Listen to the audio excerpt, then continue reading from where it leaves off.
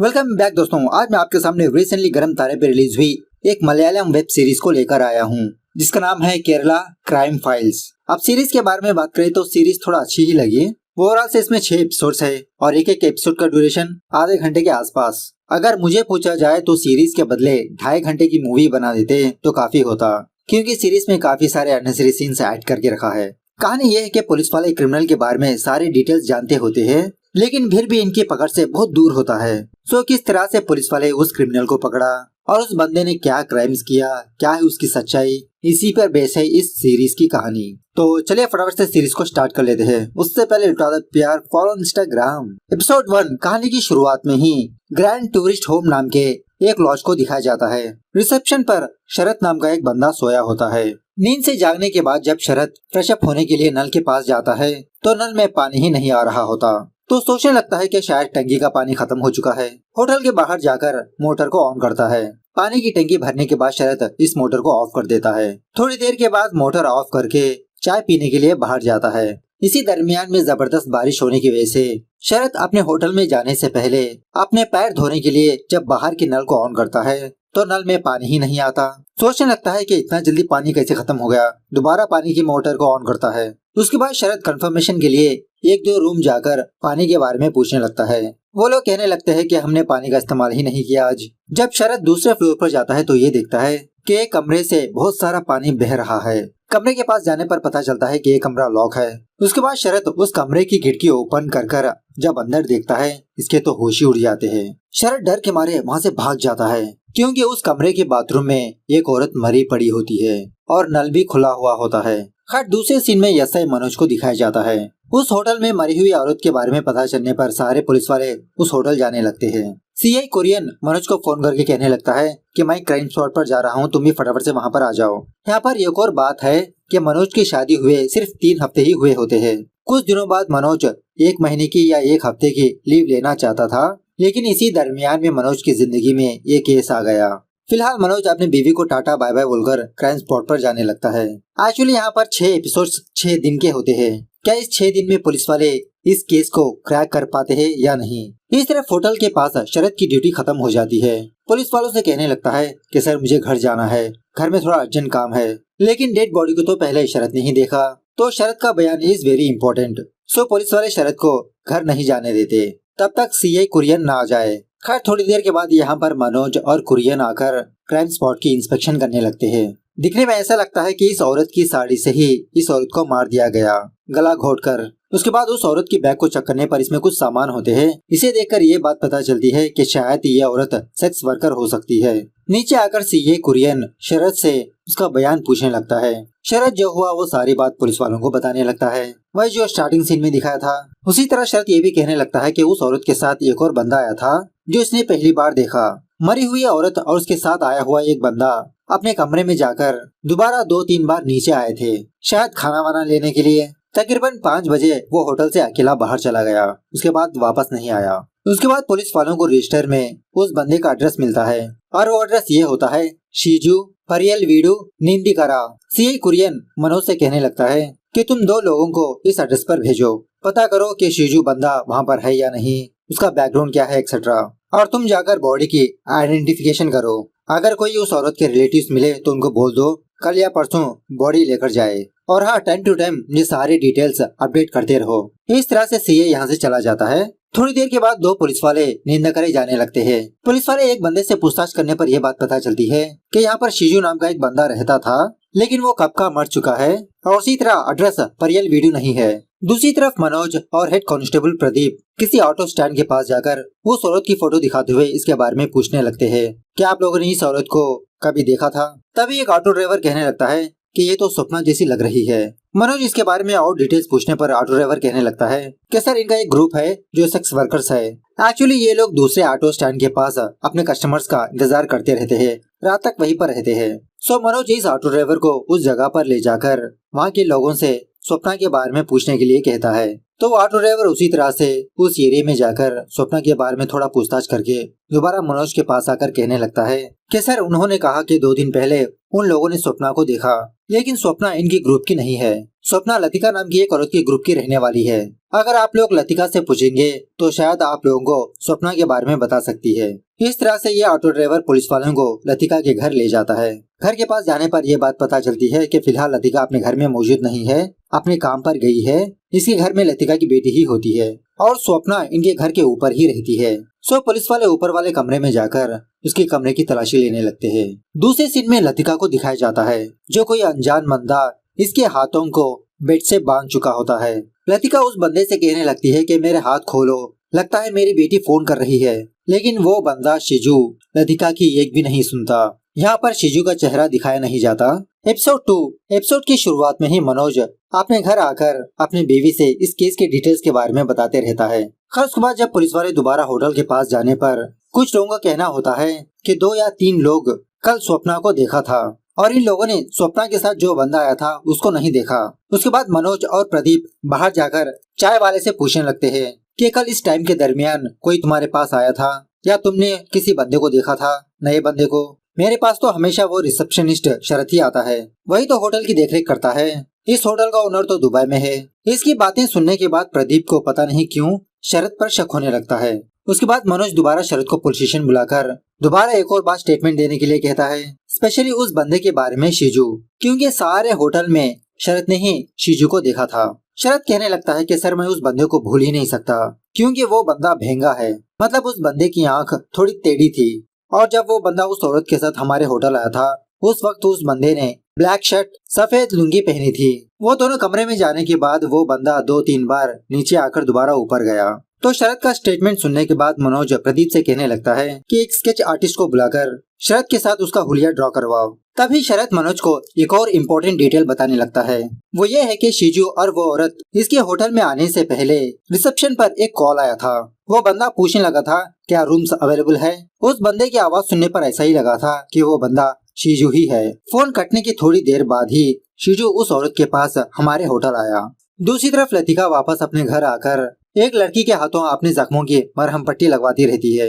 इन जख्मों को देखकर वो लड़की लतिका से कहने लगती है कि कौन है वो हैवान जिसने आपकी ऐसी हालत की, चलो दीदी उसके ऊपर केस रखते हैं। लतिका कहने लगती है कि इस काम में ये सब कुछ नॉर्मल है, हमको सहना ही पड़ेगा। दूसरी तरफ मनोज की टीम टेक्निकल डिपार्टमेंट जाकर उस होटल के फोन का CDR निकलवाने लगते हैं।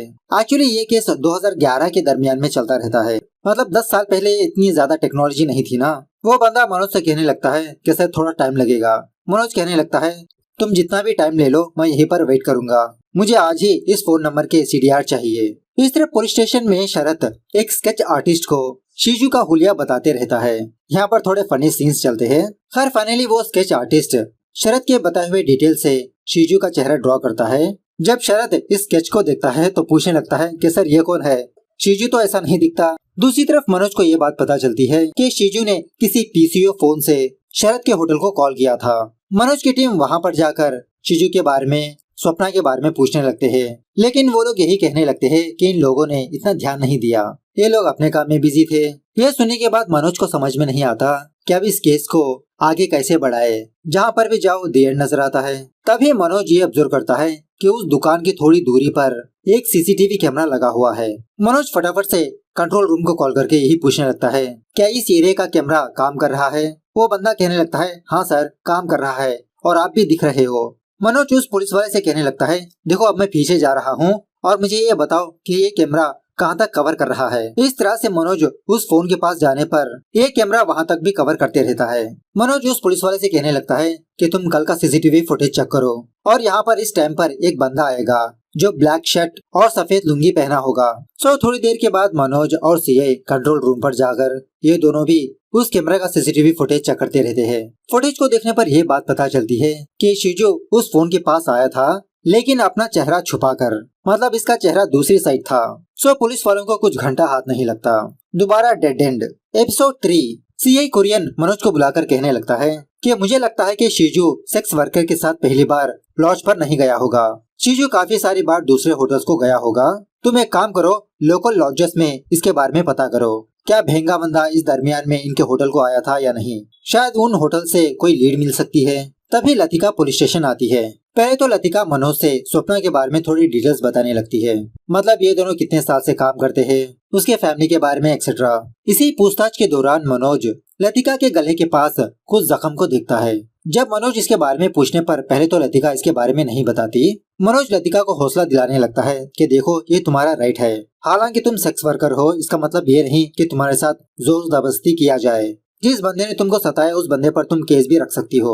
लतिका कहने लगती है कि 2 दिन की बात है, एक बंदा मेरे हाथ और गला बेड से बांध दिया, उसी के जख्म है ये, और उस बंदे का नाम है शीजू। शीजू का नाम सुनते ही मनोज शॉक में रह जाता है, क्योंकि स्वप्ना के गले के पास ही कुछ ऐसे ही जख्म थे और पुलिस वाले इसी शीजू को ढूंढ रहे होते हैं। उसके बाद मनोज की टीम उस होटल जाकर रजिस्टर चेक करने पर यह बात पता चलती है कि इस रजिस्टर में सिर्फ लतिका का ही एड्रेस है, न ही शीजू का।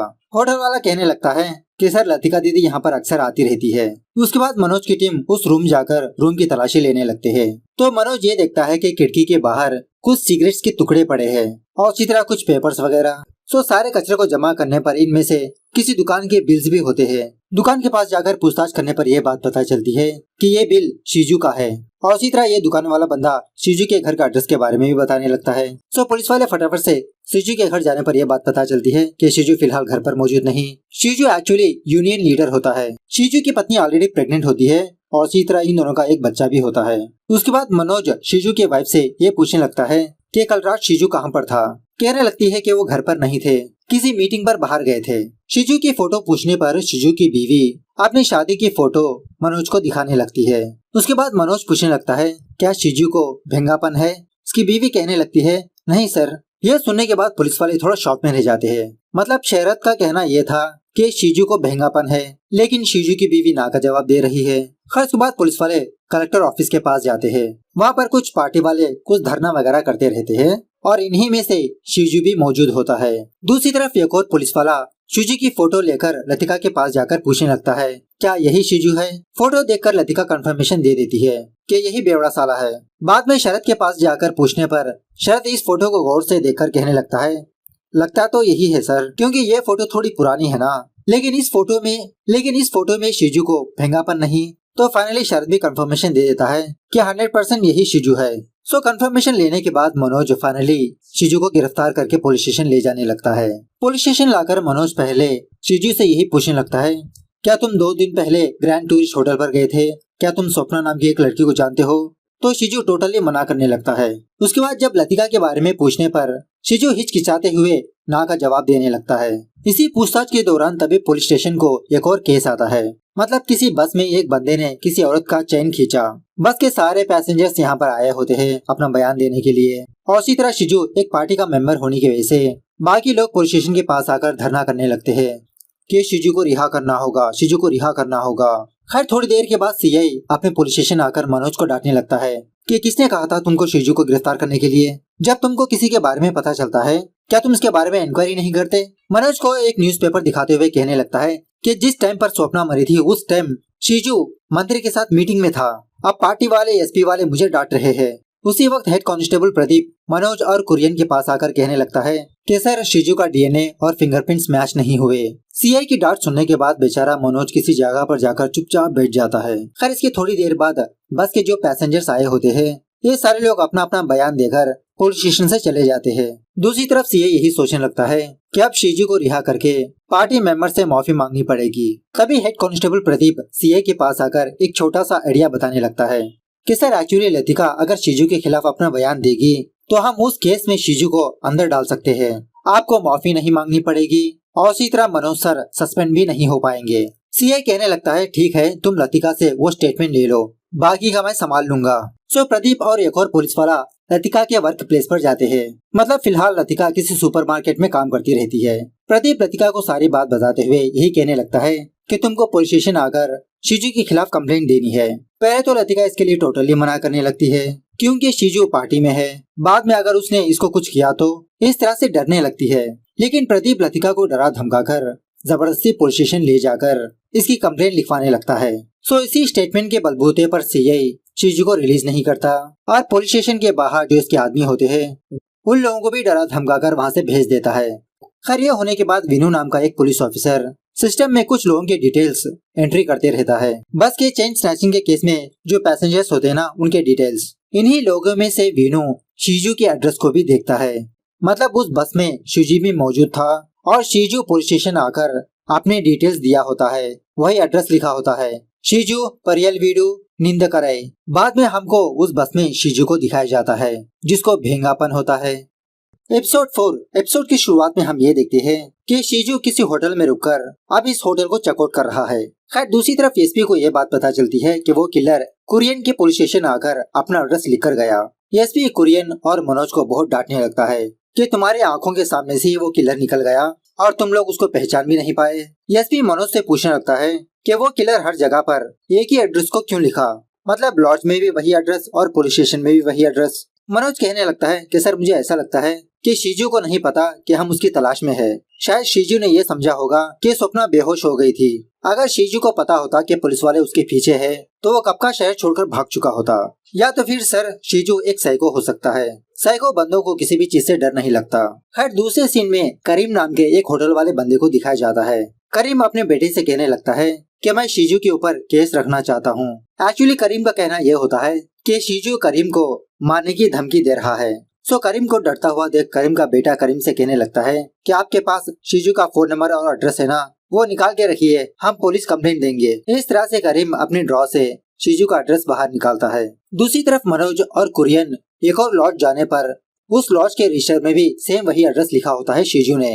लॉज वाला बंदा कहने लगता है कि इसका आईडी तो मेरे पास नहीं है सर, लेकिन जब जब लड़कियों के साथ हमारे लॉज आता रहता है। खैर बाकी पुलिस वाले भी दूसरे दूसरे होटल्स जाकर उनके रजिस्टर में शिजू के बारे में चेक करते रहते हैं कि शायद किसी न किसी होटल में शिजू ने अपने आईडी कार्ड दिया होगा, लेकिन नो यूज। हर एक होटल के रजिस्टर में शिजू ने वही एड्रेस लिखा होता है। इसी दरमियान में सुनील और वीनू नाम के दो पुलिस वाले करीम की दुकान पर जाकर वाटर बॉटल खरीदने लगते हैं। अब पुलिस वालों को देखकर करीम कहने लगता है सर मैं एक बंदे के खिलाफ कंप्लेंट दर्ज करना चाहता हूँ, मेरे पास उस बंदे के सारे डिटेल्स है। सुनील कहने लगता है कि एक्चुअली हमारा नॉर्थ स्टेशन है, आपके एरिया हमारे स्टेशन के अंडर नहीं आता, आप एडकुला स्टेशन जाकर इस बंदे की कंप्लेंट कर दीजिए। दूसरी तरफ मनोज को किसी होटल के रजिस्टर में शिजू के एड्रेस के साथ साथ एक फोन नंबर भी होता है। सो मनोज इस फोन नंबर को लेकर ट्रैक करने की कोशिश करने लगता है।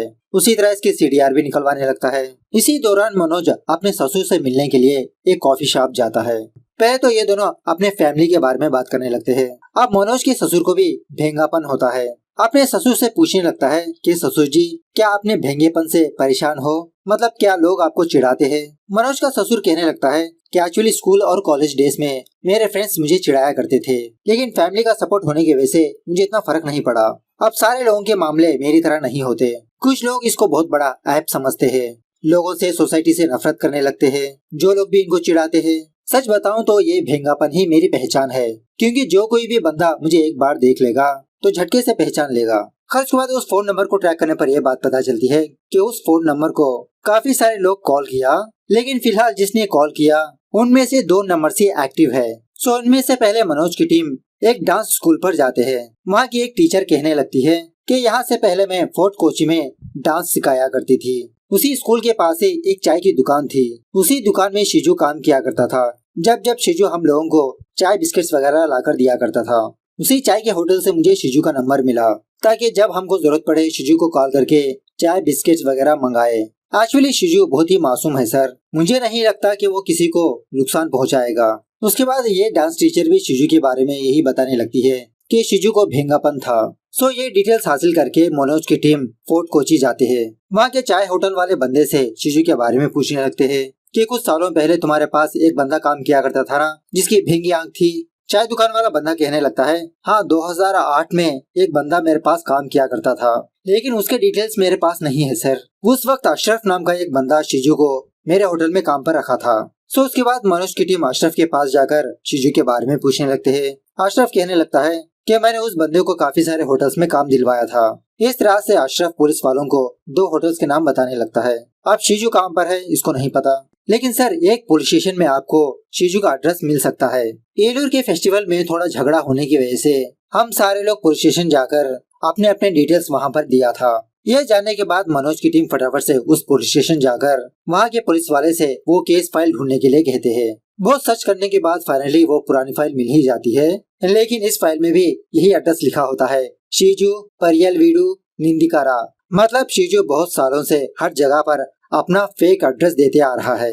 एपिसोड 5। एपिसोड की शुरुआत में ही करीम अपने पास ही के पुलिस स्टेशन आकर शिजू के बारे में कंप्लेंट देने लगता है कि सर मैं एक होटल रन करता हूँ, उस होटल का नाम है सिटी होटल। शिजू नाम का बंदा मुझे मारने की धमकी दे रहा है। सच में वो बहुत ही पागल बंदा है सर, वो जो बोलता है वही करता है। इस तरह से करीम शिजू का असली एड्रेस उस पुलिस स्टेशन में देता है। एड्रेस से हमको ये बात पता चलती है कि एक्चुअली शिजू तिरुवनंतपुरम का रहने वाला है।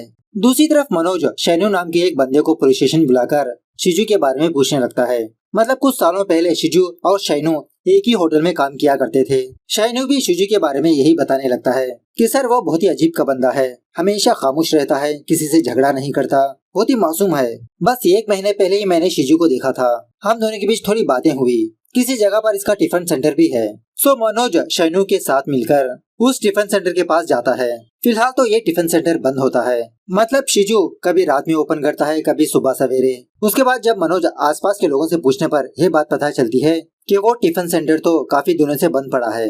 आप एक बार देवसी भाई से पूछिए, वही ऐसे टिफिन सेंटर्स भाड़े पर देते हैं। सो मनोज की टीम देवा का एड्रेस लेकर देवा के पास जाते हैं। सो देवा से मनोज को ये बात पता चलती है कि शिजू ने बिना पैसे दिए दुकान बंद करके चला गया और यहाँ से पहले शिजू स्टार होटल में काम किया करता था।